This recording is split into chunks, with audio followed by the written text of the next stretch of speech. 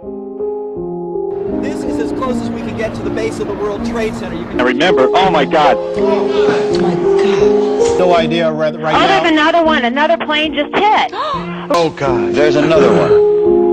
You see that we've just had another explosion and that... Oh, wow. We just saw, oh my goodness, you're looking at another live picture right now. It's another Oh no, okay. explosion. There was another one. We just saw another one. 9/11, a national tragedy that rallied a nation's patriotism behind its country, but the devastating aftermath is still remembered as one of the darkest moments in American history. September 11, 2001 started as any Tuesday morning would, but that morning, 19 hijackers were proceeding with the final stages of bin Laden's plan to destroy Western influence. That morning, 4 planes were leaving the East Coast, heading towards California. The hijackers specifically picked these flights for the amount of fuel they were carrying. That amount of fuel on impact would cause catastrophic explosions. The first plane took off at 7:59 from Boston's Logan International Airport. It was American Airlines Flight 11, heading for Los Angeles. 92 people were on board. The next flight of the 4 involving the attacks to leave United Airlines was Flight 175. 65 people were on board. At 8:20, Flight 77 of American Airlines took off outside of Washington, D.C. At 8:40, after being notified Flight 11 has been hijacked, the Federal Aviation Administration alerts the North American Aerospace Defense Command about the hijacking. From there, they scramble to send out 2 fighter pilots to tail Flight 11.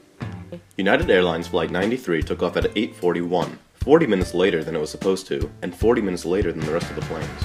At 8:46, Flight 11 crashed into floors 93 through 99 of the North Tower of the World Trade Center.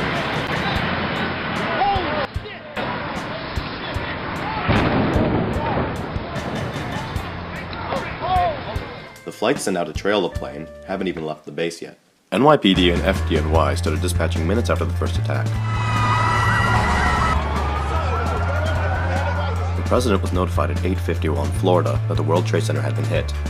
At 9:02, Port Authority starts evacuating 10,000 to 14,000 people from the North and South Towers. 1 minute after the broadcast from Port Authority to evacuate, Flight 175 crashes into 10 floors of the South Tower of the World Trade Center. Oh my God! Oh my God! Oh my God!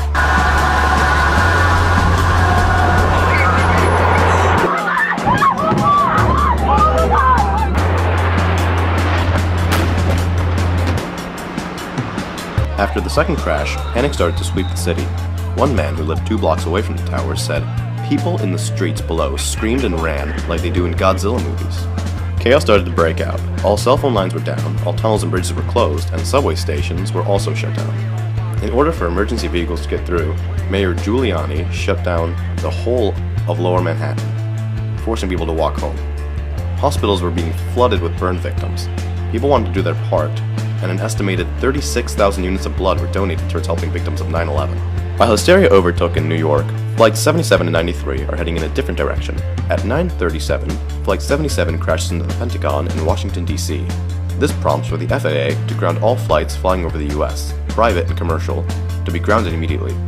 This is the first time in history that this action has been taken. At 9:59, only 56 minutes after being hit, the South Tower of the World Trade Center collapses.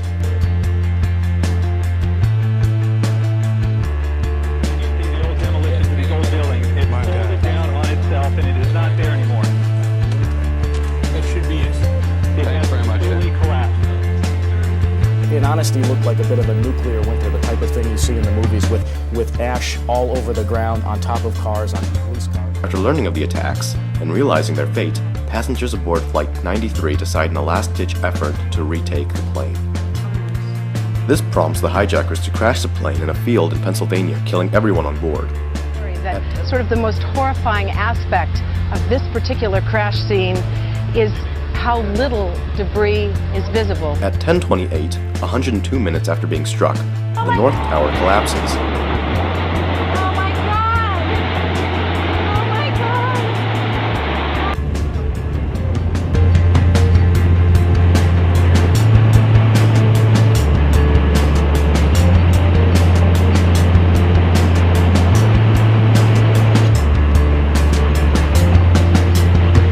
The collapse of the buildings is not nearly the end of the ordeal of September 11th. Billions of dollars and months that eventually led into years of cleanup would follow. Hours after the last collapse, a reporter on the ground said, "The whole of Lower Manhattan is covered in a half an inch of dust." The fires from the collapses would continue for 99 days after September 11th. An estimated 1,506,124 tons of debris would be removed out of Lower Manhattan, and the official end of the cleanup would not be done for 2 years. With physical damage also comes emotional and mental trauma. So we thought it was debris and we realized it was people jumping. 2,753 people were killed in the attacks. Those 2,000, only 291 bodies were found intact, and 1,717 families never received any remains for their loved ones. This despair and tragedy of 9/11 will never be forgotten. We will always remember this dark time in America through the memories of those who passed, and through the undented patriotism that came afterwards. The patriotism that brought together a nation, neighbors helping neighbors, strangers helping strangers, and citizens supporting their government.